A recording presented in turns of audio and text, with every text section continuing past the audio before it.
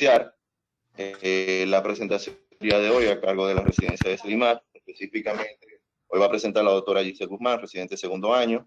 Un tema complejo, específicamente abordando los tratamientos de hipovitaminosis D, al igual que el uso de calcio miméticos. Vamos a tratar de comenzar temprano y es una conferencia un poquito pesada, pero vamos a tratar de que al final los comentarios sean muy relevantes. Así que vamos a iniciar el tema.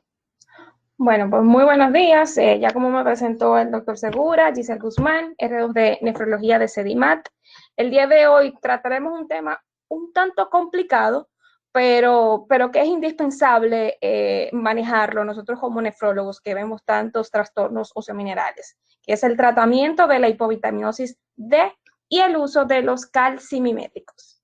Entonces, durante esta disertación vamos a estar viendo desde las generalidades de la vitamina D, su síntesis, funciones, alteraciones del metabolismo de la misma en el contexto de un paciente con enfermedad renal crónica, el diagnóstico del déficit, sus manifestaciones clínicas, tratamiento y finalmente el uso de los calcimiméticos. Entonces, para iniciar con esta disertación, lo primero que tenemos que decir es que el mantenimiento de unos niveles adecuados de vitamina D es esencial para asegurar el correcto funcionamiento de la actividad endocrina, que básicamente va a regular el metabolismo óseo mineral, y también niveles adecuados de vitamina D son esenciales para una correcta actividad autócrina. Ya está bien definido que el déficit de vitamina D se relaciona con una serie de patologías, desde aumento de la enfermedad cardiovascular, aumento de la progresión de la enfermedad renal crónica, resistencia a la insulina y hasta un aumento en la inflamación. Ya en el pasado se vieron brotes de enfermedades relacionadas a déficit de vitamina D, como el raquitismo o osteomalacia también, sobre todo a inicios del siglo XIX, cuando hubo una movilización de la población del campo a la ciudad con lo que fue el auge industrial, sobre todo en países como Inglaterra, Estados Unidos, y ya es a partir de los años 20, 30, que en Estados Unidos se comienza a adicionar vitamina D a la leche. Entonces, hablando directamente de la vitamina D, ¿qué es eso? Bueno, es una prohormona. Es una prohormona que básicamente se va a encontrar en muy pocos alimentos y que la mayor parte de ella se produce de forma endógena en la piel mediante una reacción fotoquímica. Entonces, vamos a tener, como vemos acá, dos tipos de vitamina D que se van a aportar a través de los alimentos. El ergocalciferol, que es la que vemos acá arriba, que se va a obtener en los alimentos de origen vegetal, como las legumbres, y la vitamina D3 o el colecalciferol, que se va a obtener en los organismos, básicamente va a depender de los alimentos pues de animales, procedentes de animales, como el salmón, el huevo. Por poner un ejemplo específico, tenemos aquí algunas de las principales fuentes de vitamina D3. Vemos que el salmón, sobre todo el salmón salvaje, nos provee alrededor de 1000 unidades internacionales de vitamina D3. La sardina enlatada, hasta 300 unidades internacionales, y la yema del huevo, pues apenas 20 unidades internacionales. Entonces, para entender esa exposición, tenemos que estar claros de la nomenclatura de la vitamina D, los diferentes tipos. Entonces, lo primero es que a nivel de la piel y procedente también de la dieta, vamos a tener el D3, que es el colecalciferol. Procedente de la dieta, sobre todo la dieta animal, vamos a tener, la dieta vegetal, vamos a tener el ergocalciferol, que es la vitamina D2. Entonces, a nivel del hígado, por hidroxilación, se va a producir el calcidiol, que es una prehormona y va a ser lo que nosotros medimos, el marcador del estatus de vitamina D. Y a nivel del riñón, entonces, se producirá la forma activa, que es el calcitriol, o el 1,25 dihidroxicolecalciferol, que es la hormona per se. Entonces, conociendo estos detalles, vamos a hablar de lo que es la síntesis cutánea de la vitamina D. el 90% de la vitamina D de nuestro organismo va a proceder de las fuentes solares por la fotólisis de esto, que es el 7-dehidrocolesterol, pues a nivel cutáneo, gracias a la acción de los rayos ultravioletas, específicamente aquellos que tengan una longitud de onda entre 320 y 280 nanómetros, pues se va a producir una prehormona, una previtamina 3 y posteriormente vitamina D3. Entonces, también hay que destacar como dato curioso que la melanina pues actúa como una pantalla a esos rayos ultravioletas. Entonces, si actúa como una pantalla solar, pues lógicamente es deducible que la raza negra pues entonces va a tener menos vitamina D. Pues esto que estoy diciendo se ha extrapolado a algunos estudios en pacientes que viven en latitudes nortes. Básicamente se ha visto que los de raza negra, pues sí, en definitiva tienen menos 25-hidroxivitamina D circulante y son más propensos a desarrollar deficiencia de vitamina D. Necesitan exponerse alrededor de 5 a 10 veces más que la población blanca. Como dato curioso, tengo acá esta información. Si ustedes de 10 de la mañana a 3 de la tarde se exponen al sol de 5 a 10 minutos, esto va a equivaler a la producción de 3.000 unidades de colecalciferol o vitamina D3. Y para ustedes tener esa cantidad, equivaldría a comerse 30 sardinas. Así que ya ustedes saben. Entonces, vamos ya a lo que es la síntesis de la prehormona. Una vez que nosotros obtenemos la vitamina D en forma de colecalciferol o ergocalciferol, ya sea a través de la piel o a través de los alimentos, pues esta se va a unir a nivel de la circulación a una proteína transportadora de vitamina D. Esta proteína transportadora de vitamina D, pues va a llevar dicha sustancia al hígado. Entonces, en el hígado se va a hidroxilar en su carbono 25 y se va a formar la 25-hidroxicolecalciferol o el calcidiol. Es importante destacar que el calcidiol va a ser la forma inactiva de la vitamina D. Esta va a tener poca regulación hormonal y su producción básicamente va a depender del sustrato del que se cuente, o sea, de la cantidad de colecalciferol y de ergocalciferol que haya. Esta va a ser la forma circulante más abundante y, como ya les dije anteriormente, va a ser un marcador del estatus de vitamina D. Entonces, ¿qué es lo que pasa finalmente en el riñón? ¿Cómo es que se produce la hormona? Bueno, a nivel del riñón, entonces, está 25 hidroxicolecalciferol, pues va a ser capturada, por así decirlo, a nivel del sobre todo a nivel del túbulo contorneado proximal. Aquí, entonces, van a ocurrir dos reacciones. O se puede hidroxilar en el carbono, en el carbono 1, produciendo entonces la 1,25 dihidroxicalciferol, que es el calcitriol, la forma activa, o en su defecto se puede hidroxilar por otra enzima en el carbono 24. Entonces aquí se produce el ácido calcitrioico, que básicamente es una forma soluble que se va a eliminar por la bilis. Entonces, hablando de la forma activa de la vitamina D o calcitriol, es aquella que tiene una vida media sumamente corta y cuya síntesis está altamente regulada por las hormonas.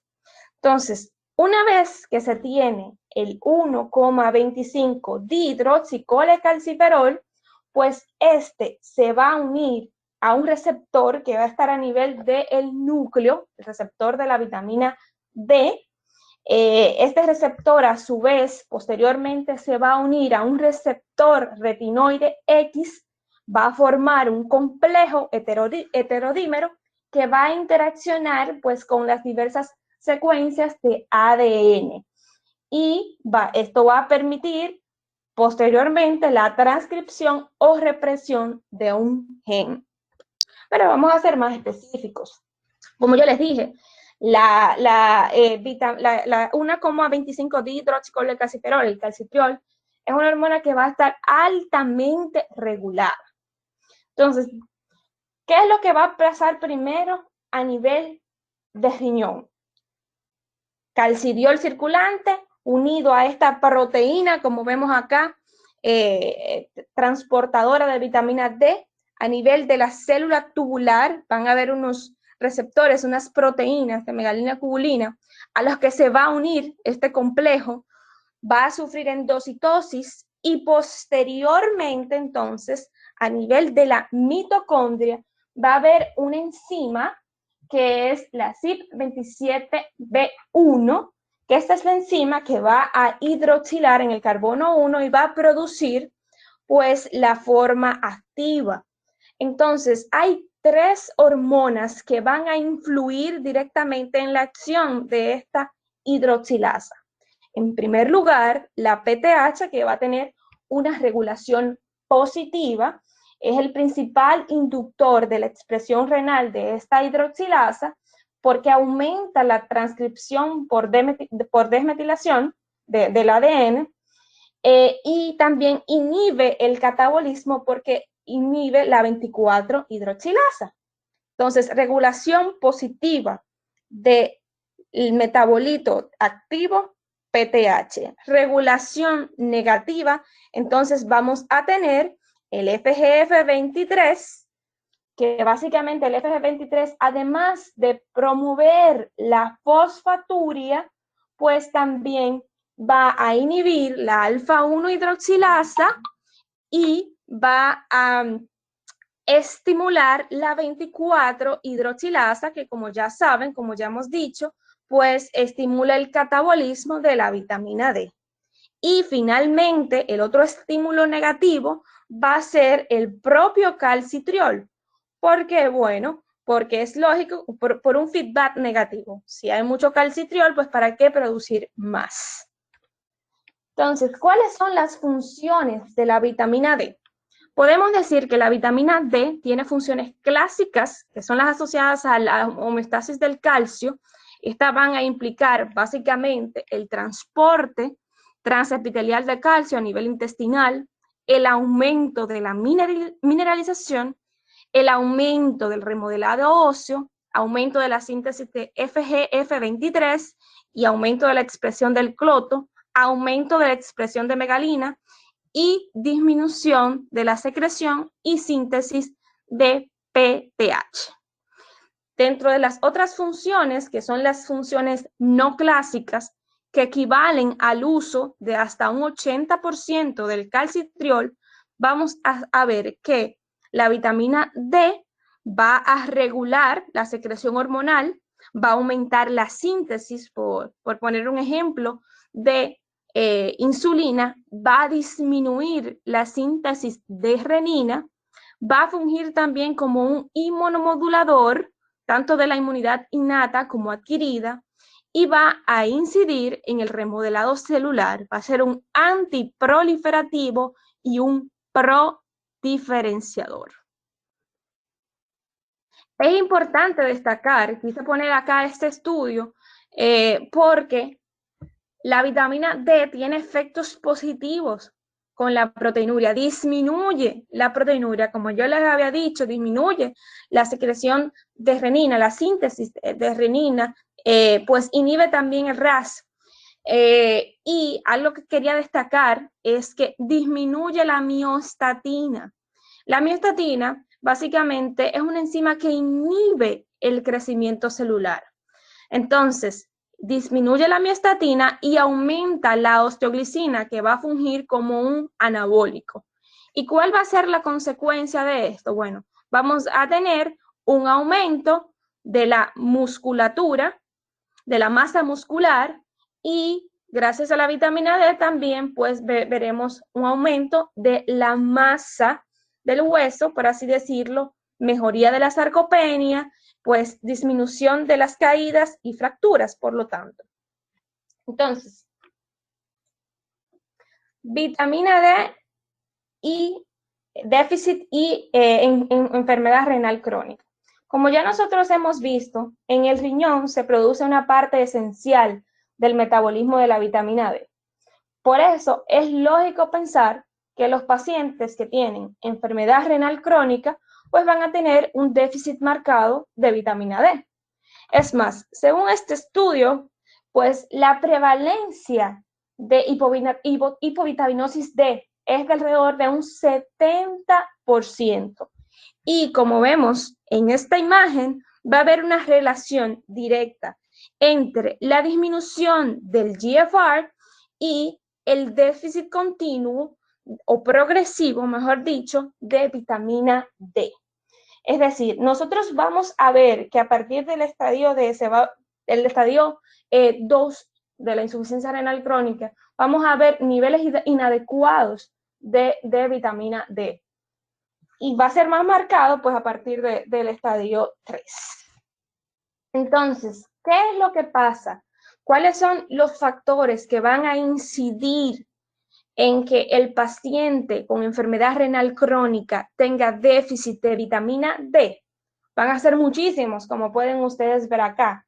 Lo primero es que los pacientes con enfermedad renal crónica, como se han visto en exposiciones anteriores, pues van a tener una elevación del FGF23, que tiene un doble efecto sobre el riñón. Activa los mecanismos fosfatúricos, disminuye los niveles circulantes de calcitriol para entonces evitar una nueva entrada de fosfato al organismo a través del intestino o el hueso. Además de eso, también en la enfermedad renal crónica, como vemos acá, pues va a haber una menor disponibilidad de sustrato de calcidiol por la propia reducción del GFR. ¿Qué es lo que pasa? Bueno, conforme se altera la función renal, conforme disminuye el filtrado glomerular, pues se limita el acceso de calcidiol a la célula tubular. ¿Por qué? Bueno, porque va a haber un descenso en la expresión de la megalina. Si no hay megalina, no hay endocitosis, no hay activación posterior a nivel de la mitocondria. Y también hay que estar claros que el propio descenso de la masa renal pues limita la cantidad de alfa-1 hidroxilasa disponible. Entonces, ¿qué otros factores pueden estar contribuyendo a que el paciente con enfermedad renal crónica desarrolle hipovitaminosis D? Pues la proteinuria puede incidir. Generalmente se ve en aumento de la excreción urinaria de la proteína transportadora de vitamina D. También puede haber una alteración en la recaptación de proteínas, como la megalina, la cubilina.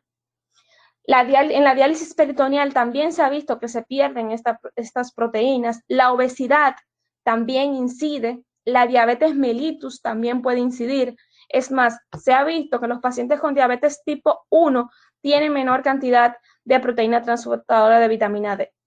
La menor exposición al sol. Ustedes saben que nuestros pacientes generalmente no hacen mucho ejercicio, entonces por comorbilidades, esto también puede incidir a que haya menos vitamina D y la menor síntesis cutánea.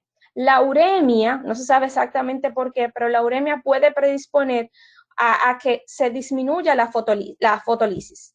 Además de, el paciente, es bien conocido que el paciente en diálisis puede tener hiperpigmentación y esto también disminuye la producción de vitamina a nivel de la piel. Y como ya hemos dicho, el aumento del FGF23. También tenemos factores nutricionales que pueden incidir en que haya un estado subóptimo de vitamina D en la enfermedad renal crónica. Estos pacientes generalmente tienen una ingesta baja de alimentos por diferentes razones, desde disminución del apetito, síntomas gastrointestinales relacionados con la uremia, restricciones dietéticas. Nosotros mismos podemos condicionar a estos trastornos. Entonces, es un mundo. ¿Cuáles son las consecuencias para nuestros pacientes de todas estas alteraciones asociadas a la hipovitaminosis D? Pues reducción de la densidad mineral ósea, aumento del riesgo de caída y fractura. En los pacientes de diálisis hay un riesgo de hasta 4 veces más de fracturas en relación con la población general, debilidad muscular, un aumento en la progresión de la enfermedad renal crónica. Se ha visto incluso en algunos estudios que aquellos pacientes trasplantados con déficit de vitamina D, pues hay una mayor progresión a la disminución de la función renal, aumento de las enfermedades cardiovasculares. Ya yo les dije que la vitamina D tiene un efecto protector, puesto que se ha relacionado con la inhibición del sistema renina-angiotensina aldosterona y también la vía NF, además de que la vitamina D funge como un regulador positivo de la transcripción de la sintasa de óxido nítrico. ¿Y cuál va a ser el desenlace final? Bueno, un aumento de la mortalidad. Yo vi un estudio de cohorte francesa que se hizo con 1.300 pacientes en diálisis, en los que se veía que aquellos pacientes que tenían una deficiencia de vitamina D de menos de 18 tuvieron un 30% de mortalidad mayor. Entonces, a todo esto tenemos que estar claros de qué es lo que nosotros tenemos que medir. ¿Qué es lo que tenemos que medir para identificar qué nos falta? Entonces, el calcidiol va a ser la forma circulante más abundante y la más fácilmente dosificable. Va a constituir el mejor índice para evaluar la reserva de vitamina D por 3 razones básicas. Primero, tiene una vida media mucho más larga, de hasta 3 semanas, muy superior al colecalciferol, que tiene alrededor de 24 horas, y mucho más que al calcitiol, que dura alrededor de unas 6 horas. Además, la síntesis del calcidiol no va a estar regulado hormonalmente y va a depender exclusivamente de la biodisponibilidad del sustrato. Y por último, esta va a evaluar tanto la acción autócrina como la acción endócrina de la vitamina D. Pero ojo, lo que estamos evaluando es un marcador de reserva, no de función completa. Entonces, importante, cuando uno dice que el paciente tiene déficit o insuficiencia de vitamina D, como ustedes pueden ver aquí en el cuadro inicial, es todavía el momento que no hay como un consenso entre todos de cuál es la suficiencia de vitamina D. Pero dentro de todo, pues un pseudo consenso implica que deficiencia de vitamina D es cuando hay menos de 20 nanogramos por mililitro, insuficiencia cuando hay de 20 a 30, teniendo como rango óptimo de 30 a 40 nanogramos por mililitro, diciendo que es suficiente cuando el paciente anda dentro de 30 a 100, y hablando de intoxicación cuando se cuentan con más de 150 nanogramos por mililitros.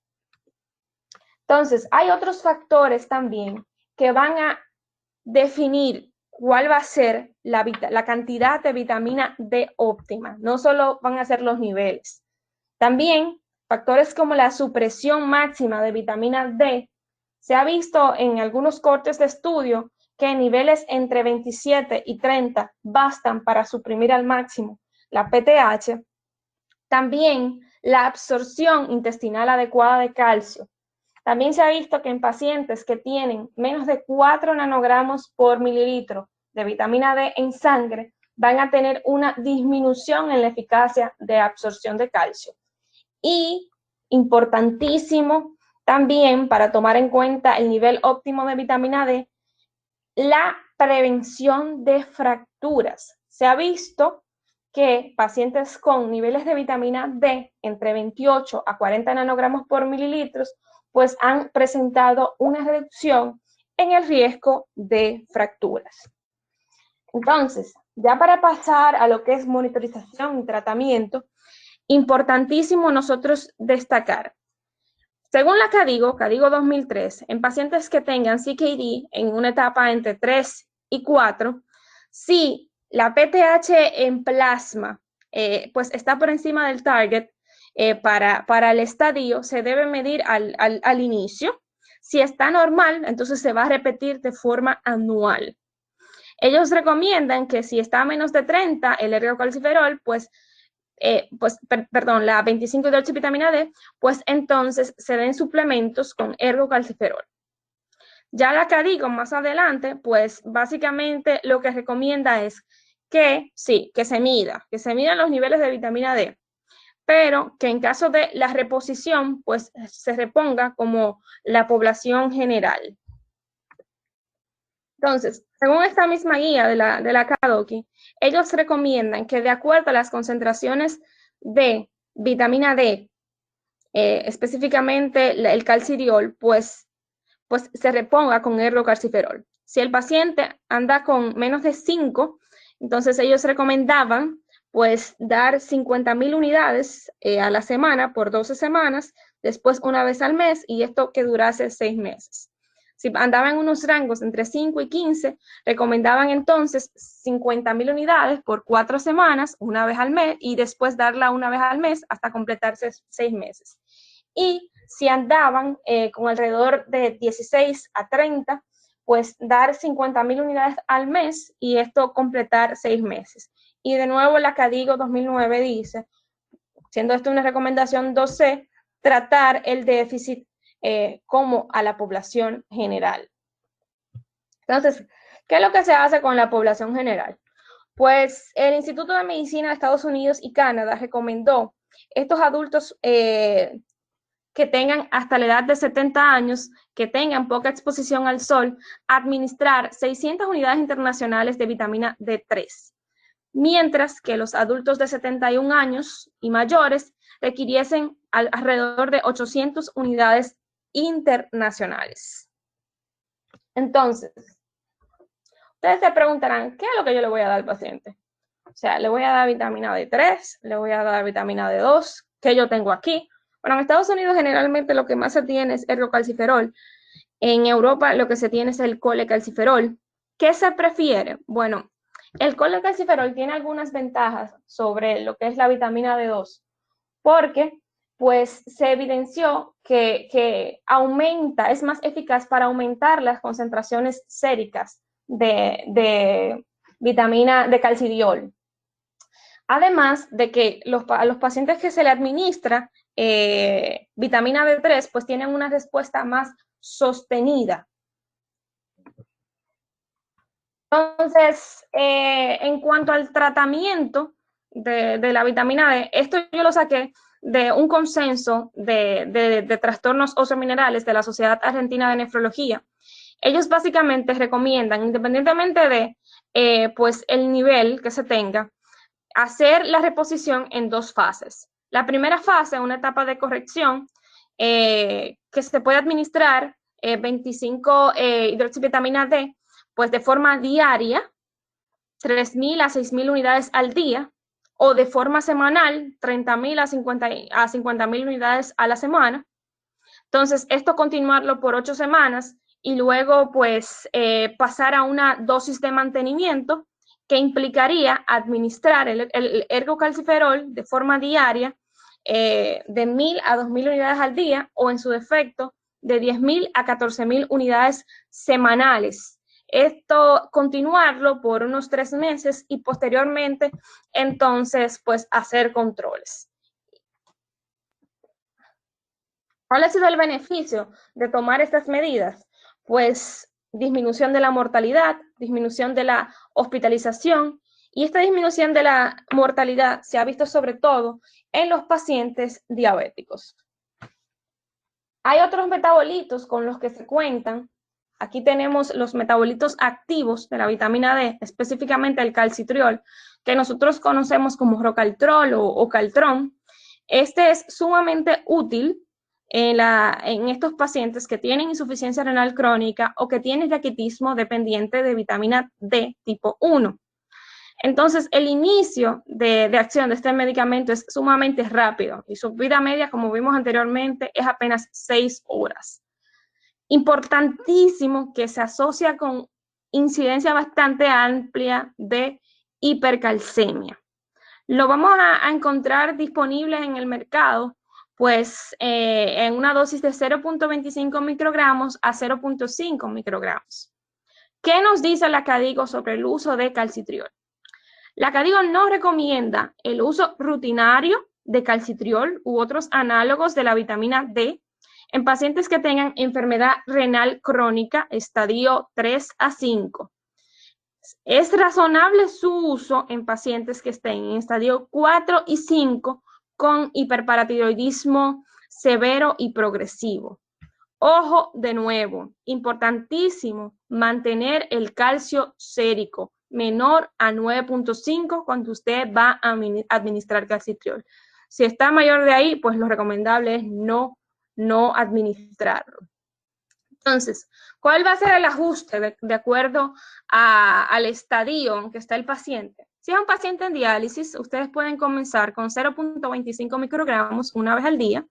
Entonces, van a ir aumentando la cantidad de 0.5, en una dosis de 0.25 a las 4 a 8 semanas, teniendo una dosis tope de 1 microgramo al día. Esto es en la forma oral. Si se va a usar vía endovenosa, entonces se pueden considerar 0.5 microgramos 3 veces por semana. Entonces se pueden usar cada 2 días y la dosis igual se ajusta cada 4 semanas en un rango de dosificación de 0.5 a 4 microgramos 3 veces por semana. Y en el paciente que no ha llegado a diálisis, pues generalmente se recomienda pues una dosis dependiente de los niveles de PTH, o sea, se titula de acuerdo a los niveles de PTH. Hay otros metabolitos de la vitamina D, el calcidiol, que se usa más en pacientes con enfermedad hepática o pacientes con trastornos malabsortivos de grasas, porque es más hidrófilo que el colecalciferol o que el mismo ergocalciferol. También tenemos el dihidrotaquisterol, que básicamente va a tener una función equivalente a la 1-alfa hidroxivitamina D, pero que va a requerir una hidroxilación hepática antes de volverse terapéuticamente activa. Entonces, pasando ya a los análogos sintéticos de la vitamina D, ahí a la cabecera tenemos el paracalcitol, que es un análogo del calcitriol que tiene modificaciones a nivel de la cadena lateral y a nivel del anillo A, y básicamente va a permitir una activación selectiva de los receptores de la vitamina D. Entonces, aumenta selectivamente los receptores de la vitamina D en las glándulas paratiroides sin que haya un incremento de los receptores a nivel del intestino. Y por lo tanto, con el uso de este tipo de análogos, entonces ustedes van a ver menos hipercalcemia que utilizando calcitriol. Entonces, va a reducir también los niveles de PTH, inhibiendo la proliferación paratiroidea y disminuyendo la síntesis y secreción de PTH. Va a tener prácticamente un impacto mínimo en los niveles de calcio y fósforo, como ya les dije, y puede actuar directamente en las células óseas para mantener un volumen óseo y mejorar la superficie de mineralización. ¿Cómo se usa el paracalcitol? Bueno, en estos pacientes que están en diálisis, uno puede dar una dosis inicial de 0.04 a un 0.1 microgramo por kilogramo de peso. Generalmente se administra en días alternos. Esa es la forma IV. Si es la forma oral, se va a administrar 3 veces por semana. Entonces, una vez se inicia, ustedes pues a las 4 semanas hacen un control con la PTH. Entonces, si la PTH está igual o está mayor, ustedes tienen el rango de aumentar de 2 a 4 microgramos. Si al igual que si presenta una disminución de menos de un 30%. Si el paciente presenta un rango de disminución entre más de 30 y menos de 60, se mantiene igual la cantidad de paracalcitol. Y si la disminución es de más de un 60% o la PTH baja menos de 150, para evitar complicaciones como el hueso dinámico, pues se disminuye de 2 a 4 microgramos. Entonces, ojo, iniciar solo este medicamento si el calcio sérico es menor a 9.5, menor o igual.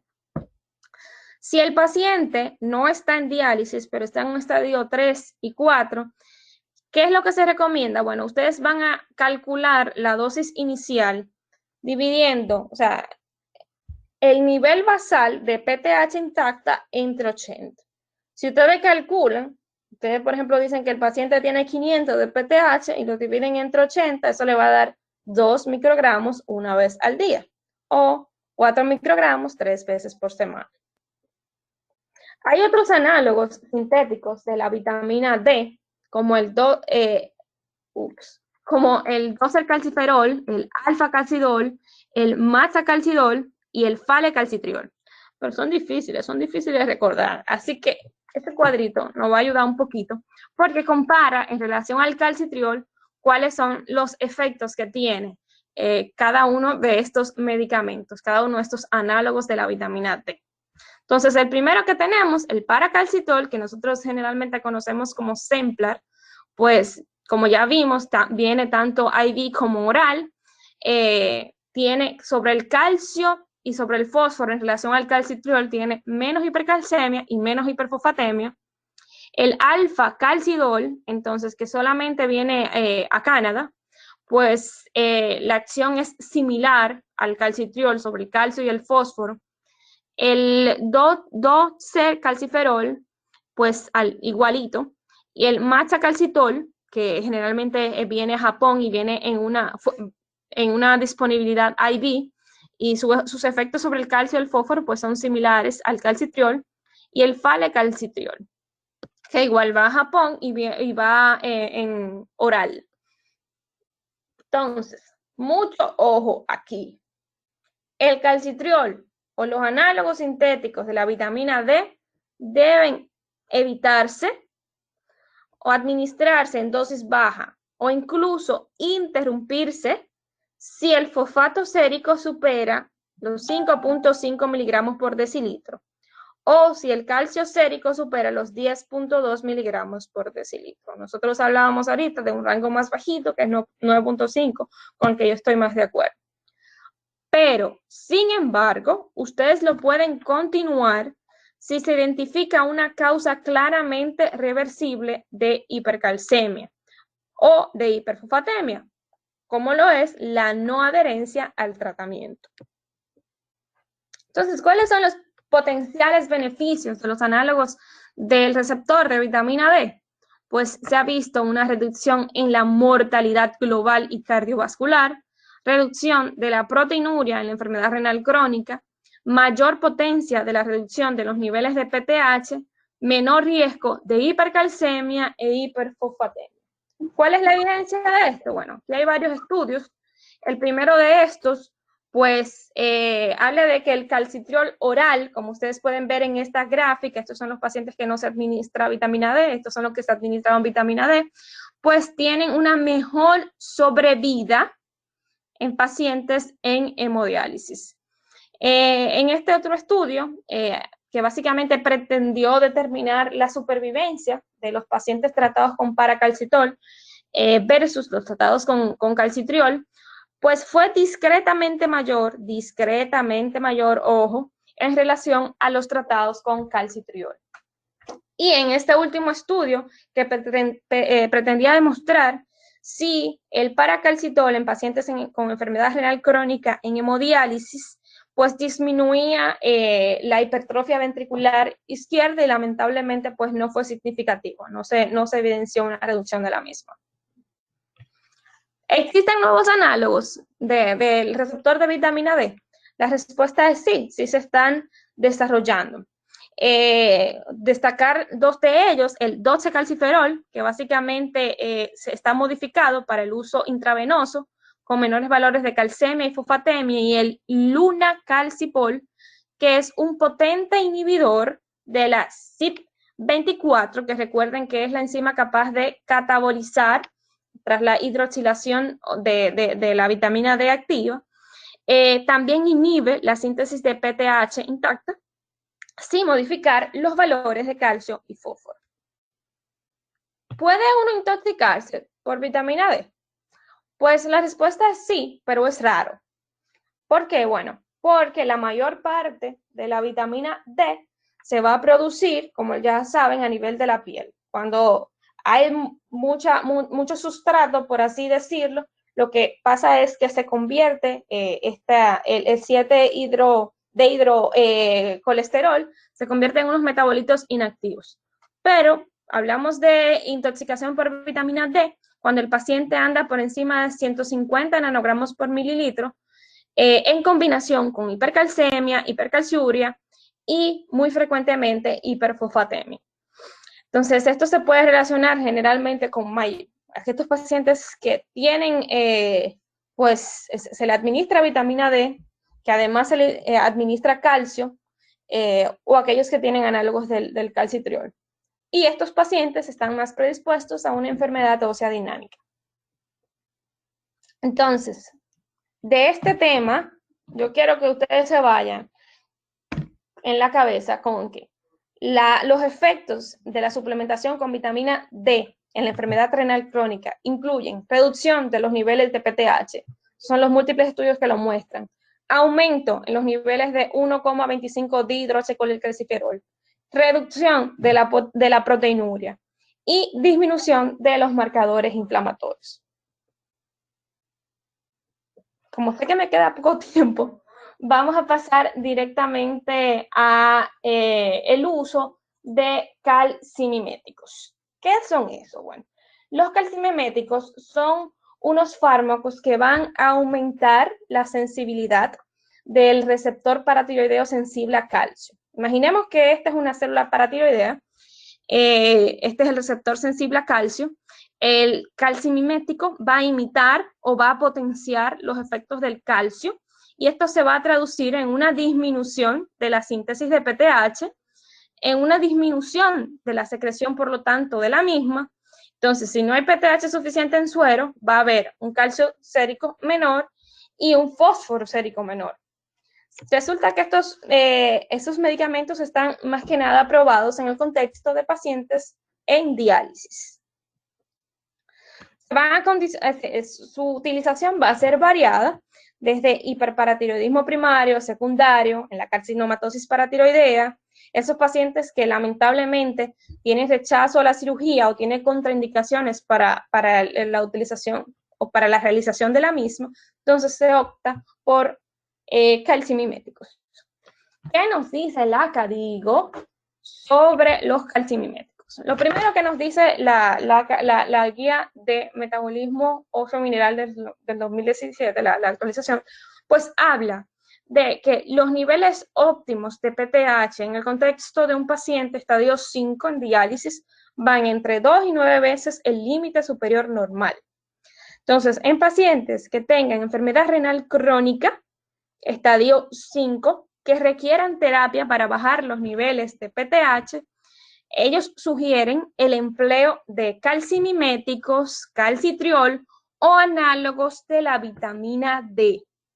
O bien se pueden utilizar en combinación los calcimiméticos con calcitriol o análogos de la vitamina D.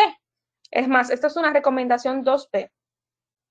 Si el paciente, entonces, estadio 3 a 5, pues sigue presentando hiperparatiroidismo grave, entonces se procede a tratamiento quirúrgico con paratiroidectomía. Entonces, seguimos con las recomendaciones de la CADIGO para el uso de los calcimiméticos. La selección inicial de los fármacos para el tratamiento de la PTH tiene que basarse en los niveles de fósforo y en los niveles de calcio en suero. Entonces, en estos pacientes que sufren de hipocalcemia, Los calcimiméticos, por lo tanto, deben reducirse o suspenderse dependiendo de la gravedad de los medicamentos concomitantes administrados y los síntomas y signos clínicos. Ojo también, si los niveles de PTH caen a un nivel de 2 veces menor que el límite superior de la normalidad, entonces los calcimiméticos deberían reducirse o suspenderse. Pero vamos a hablar de ellos por separados. Vamos a hablar de del que nosotros más conocemos aquí, que es el Cinacalcet. Digo que más conocemos porque al menos yo ese es el único que he visto. El Cinacalcet, también llamado Sensipar, que viene en unas dosis de 30, 60 y 90 miligramos, que se va a utilizar básicamente para el hiperparatiroidismo secundario y primario, también para el carcinoma de tiroides, y es igual que todos los calcimiméticos, un activador, un inductor del canal sensor de calcio. Se va a utilizar más, o sobre todo en el paciente en diálisis. No se debe utilizar, ojo aquí, no se debe utilizar Cinacalcet si el calcio sérico es menor a 8.4, porque lógicamente va a reducir la concentración de calcio en suero. En el caso del hiperparatiroidismo secundario, pues si se va a administrar por la vía que viene, que es oral, se va a iniciar una dosis de 30 miligramos al día. Y ustedes pueden ir escalonando, pueden ir titrando cada 4 semanas hasta lograr unos niveles de PTH entre 150 y 300. Pero hay que tomar en cuenta algunas consideraciones para el ajuste de las dosis. Si la PTH viene menos de 150, se debe reducir o suspender la dosis de Cinacalcet. Si el calcio sérico es mayor a 7.5 y menor a 8.4 y ya ustedes están administrando el Cinacalcet desde antes, o si el paciente presenta síntomas de hipocalcemia, algunas opciones son utilizar quelantes de fosfato que tengan calcio y o vitamina D para elevar entonces los niveles de calcio. Ahora bien, si el calcio es menor a 7.5 o los síntomas de hipocalcemia pues persiste, lo que se recomienda es que se suspendan el Cinacalcet. Los efectos adversos del Cinacalcet pues van a ser meramente, pues, o más que nada, van a ser a nivel del sistema gastrointestinal. Eso es lo que más vamos a ver. Vemos las náuseas y vómitos en hasta un 30% de los pacientes. Más sin embargo, con los efectos que uno tiene que estar muy pendiente, como ya hemos mencionado, la hipocalcemia, que puede ocurrir hasta un 8% de los pacientes. Repito, el Cinacalcet no está indicado en pacientes que no reciben diálisis. Hay mayor riesgo de hipocalcemia en comparación con los pacientes tratados con diálisis. Y además hay una disminución del umbral de convulsiones cuando hay una disminución significativa del calcio en suero. Entonces, quisiera yo destacar este estudio que es sumamente interesante, que es el EVOLVE, que básicamente pretendió demostrar el efecto del Cinacalcet en la enfermedad cardiovascular en pacientes que están en diálisis. Este estudio, básicamente, la población seleccionada, pues una población en hemodiálisis, con una PTH mayor a 300, con un calcio sérico mayor a 8.4 y con una relación calcio por fósforo mayor a 45. Entonces, ¿qué se hizo? Bueno, se dividió en dos vertientes. Pacientes que se le daba el placebo más terapia convencional, o sea, vitamina D, quelantes de fósforo, según fuese necesario, y en otro grupo, entonces, Cinacalcet más terapia convencional. Estos pacientes fueron seguidos por 2.5 años. ¿Cuál fue el resultado del estudio EVOLVE? Básicamente, hubo una reducción significativa del riesgo de paratiroidectomía. Se vio hasta un 56% menos en los pacientes que se administraba. Y también, pues, hubo una disminución del hiperparatiroidismo secundario grave, en hasta un 57%. Entonces, la conclusión del estudio, pues, por un lado, fue positiva porque se vio una reducción significativa de la tasa de paratiroidectomía, así como la frecuencia de hiperparatiroidismo grave y sostenido en pacientes en diálisis. Más sin embargo, el objetivo primario del estudio, o sea, la reducción de la mortalidad cardiovascular, no se pudo demostrar. Al menos no se pudo demostrar en la población más joven. En los pacientes mayores de 65 años sí hubo una discreta relación de la mortalidad en relación a los otros pacientes. Finalmente, hablaremos del ete-calcetide, que es otro calcimimético que viene vía endovenosa en soluciones de 5 miligramos, 10 miligramos, 2.5. Se usa meramente para tratar el hiperpara secundario en pacientes en diálisis. Se inicia la dosis con 5 miligramos IV, un bolo 3 veces por semana al final de la diálisis. Y generalmente las dosis se van ajustando, aumentando 2.5 a 5 miligramos cada 4 semanas, teniendo una dosis tope de 15 miligramos 3 veces por semana y una dosis mínima de mantenimiento de 2.5 miligramos 3 veces por semana. Si ustedes tienen un paciente en Cinacalcet y lo quieren pasar a ete-calcetide, lo ideal es suspender el Cinacalcet al menos 7 días antes de iniciar el ete-calcetide. Entonces, ojo también aquí, si la PTH pues, es inferior a 100 picogramos por mililitro, entonces se reduce o se interrumpe la administración de este medicamento. ¿Qué es más efectivo, el Cinacalcet o el ete-calcetide? Bueno, en este estudio de unos 1.023 pacientes en hemodiálisis con hiperparatiroidismo, resultó la ete-calcetide pues mucho más eficaz para reducir la PTH.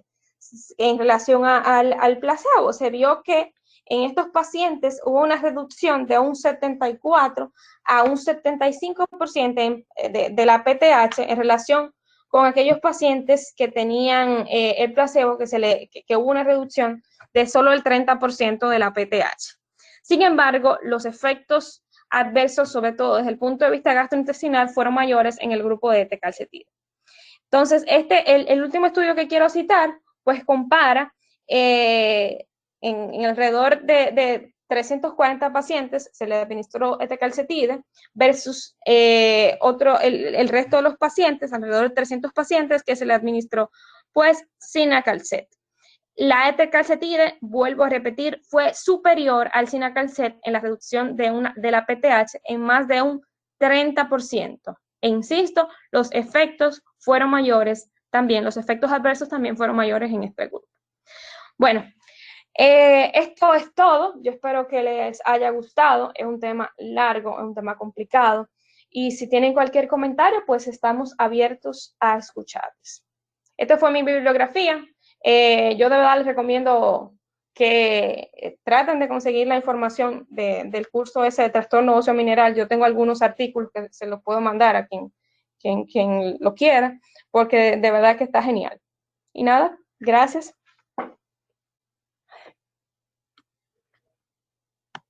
Abrimos la sesión de comentarios.